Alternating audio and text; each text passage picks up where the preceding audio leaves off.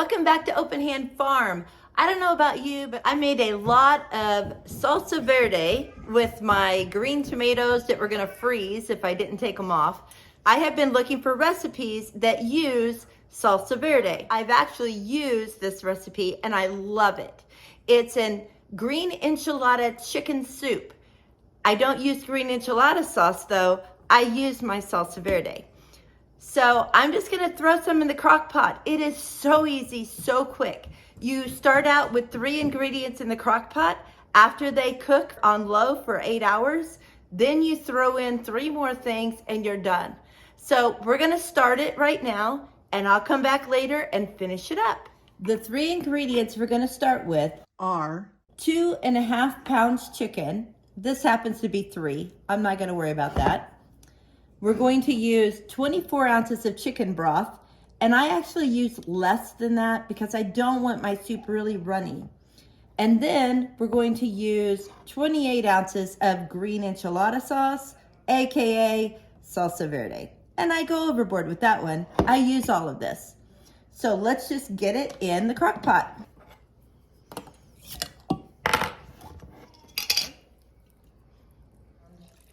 And I'm just gonna add enough of this to kind of get it cooking. And I can always add more later.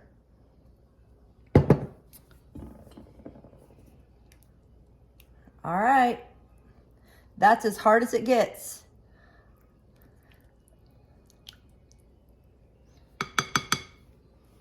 Add a little bit more.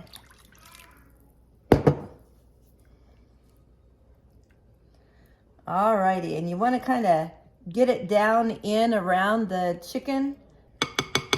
All right, we're going to put the lid on and we're going to let it cook on low for 8 hours. Okay, it is 3:30, so I went a little over 8 hours with this soup. I am going to take the chicken out and I'm going to shred it up and add the last 3 ingredients. Just going to take some tongs and reach in here and grab the chicken.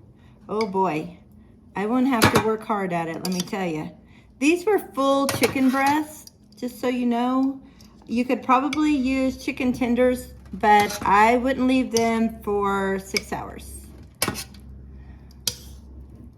That might be actually done in about 4 hours. So if you're looking for a quick dinner and you don't think about it till later in the day, that probably ought to work. Okay, I'm gonna cut these. I'm cutting them across the grain line so that I have smaller pieces. Kind of goes this way.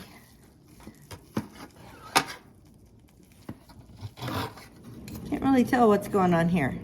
I might be able to just shred that. I will cut it right here. I'm just gonna kind of hold it with the tongs. I don't have to do much, I tell you. Can you see how that's just falling apart? It smells so delicious. That salsa verde just is amazing, even if I do say so myself. I'm really happy that I used the smoked peppers in that to give it that smoky taste. Okay, that's good. That didn't take long at all. Now we're gonna add it all back into the crock pot.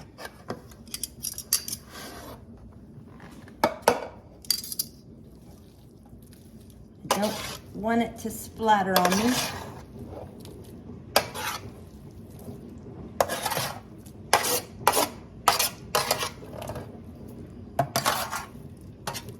Okay, you can see all that yummy chicken in there.